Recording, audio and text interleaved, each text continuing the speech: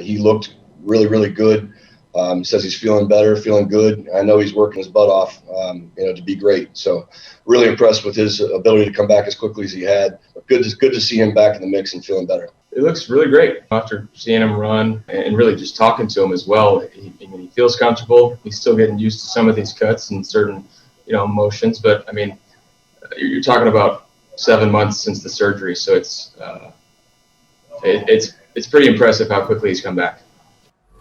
For more on the Browns, Jake Trotter, our Browns reporter, joins us from the land. Yesterday, Jake, you kind of got everybody riled up talking about how great OBJ looked at practice. You've seen him in action. You've seen this Browns offense in action. But let's focus specifically on Odell. What can you update on for today?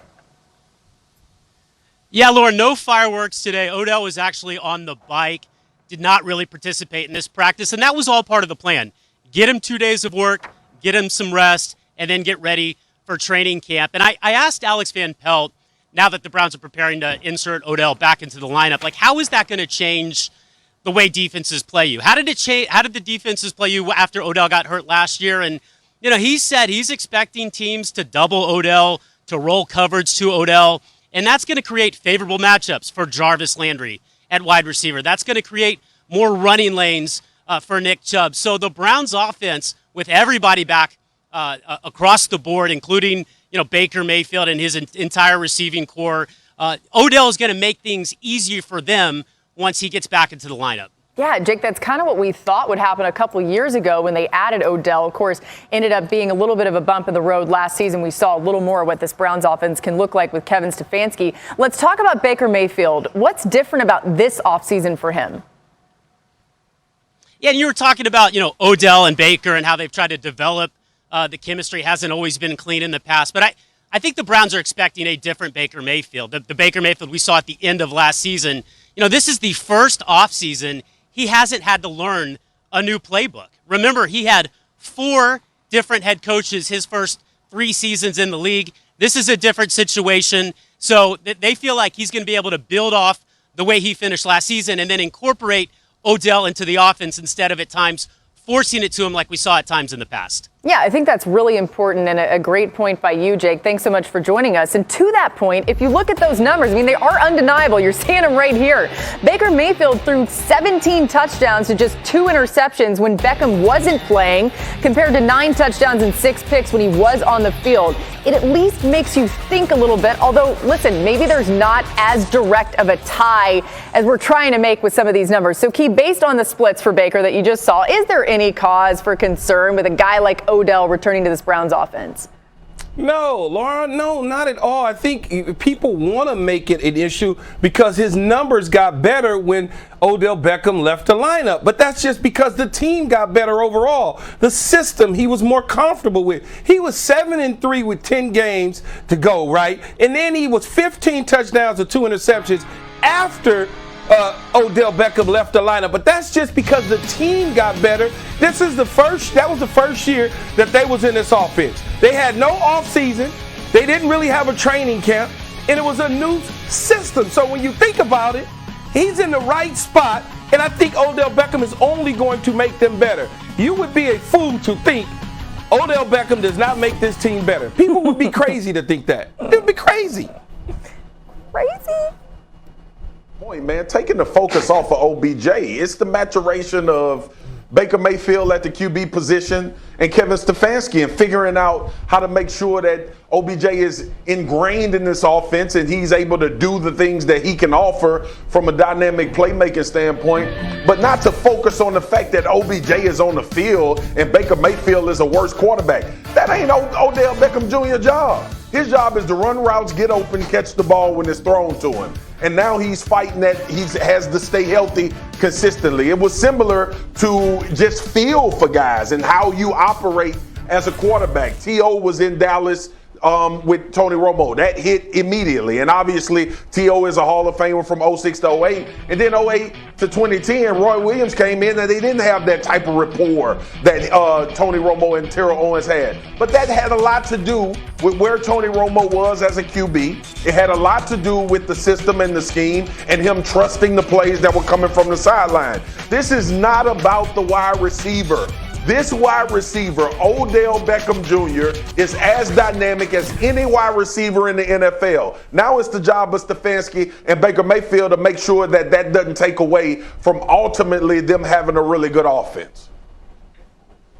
Yeah, and I think they have a lot of confidence that they can do that. I mean, talking to people there this offseason, they feel the way, Keyshawn feels. It wasn't the loss of Odell Beckham that made the offense better. It was the time spent learning the offense in the first half of the season and growing into it for Baker Mayfield, for Jarvis Landry, for all those other players. So they are excited to get Odell Beckham back this year in that offense. They think he can do some great things for them and elevate the offense even further.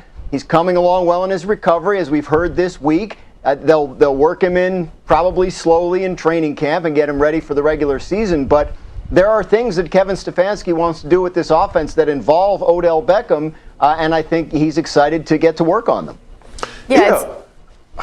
I'm getting back to you, Marcus. 1 second. It's interesting because I do think a lot of this is going to have to do with how Odell handles the rehab process, because he's going to want to be out there as quickly as possible. And we heard Jake even tell us he's on the bike today. That's part of the plan. Marcus, you have said this is a Browns team that could be a dark horse to be a Super Bowl contender. What's their ceiling in your mind this year? I think their ceiling is AFC Championship and having a chance to beat the Kansas City Chiefs, having an opportunity. Obviously, I don't believe that on the field, Cleveland is better than the Kansas City Chiefs. I don't believe that, America, before that gets put out here. I do believe that they are currently constructed. I do believe they currently constructed to have a great chance at beating the Kansas City Chiefs, even the team that they took to the brink last year. And let me say something else about this damn OBJ Baker Mayfield, because I don't know why I get so upset about this. Did we not watch Tom Brady and Mike Evans struggle to get on the same page at the beginning of this season? Godwin too. Those things happen. Guys figure it out as the season goes along. This team is riddled with talent, L Boogie. They have a defensive plan, and if they can stay healthy on the back end, you could argue that this will be the best secondary in the NFL holistically. This team is a dark horse Super Bowl contender. It's going to hinge on what we just talked about. Baker Mayfield's maturity and how well Kevin Stefanski answers the questions that defensive coordinators are going to give to him this year after a year sample size of what they do offensively. There's about 5 teams, Swagoo, that are Super Bowl contenders in the AFC outside of Kansas City. There's really legitimately about 5. They just need a couple breaks to go their way. Talking about Odell, the one thing that I would say, having been injured in my career before, it's all about patience. If he can stay patient on the field and not get caught up in worrying about what other receivers around the league is doing, things of that nature, and just kind of bring himself along slowly, he's going to be a major asset for the Cleveland Browns. No question about it. They're gonna run shop around people in the passing game. Key, we got to go, but who are the 5 teams? Came a long way. I know. Who are the 5 teams, Key, in the AFC? Came a long way. No. Answer my question. Came a long way who from are the 5 teams? You came a long way from throw me the damn ball. Yeah. Well, listen. Hey, I didn't say. He's not playing. See, you was 12 years old. Man, you don't know nothing about that. Anyway, what you want to Key, ask me, Laura? Answer my question. Who are the 5 teams that you think are dark horse Super Bowl contenders in the AFC outside of the Chiefs? You got Buffalo, right? Okay. You have the Titans. Yep. You got the Browns. You got the Ravens, and I am missing the Denver Broncos with Aaron Rodgers. What? Okay. Denver, that 5th one. Listen, everyone's going to agree with you if they get Aaron Rodgers. All right, coming up on NFL Live, we'll get an update from the Chiefs camp. We're talking about the AFC. What's the vibe like for the top dog in the AFC? Is their new offensive line good enough to help them go undefeated? Someone here says it's better to be lucky than good.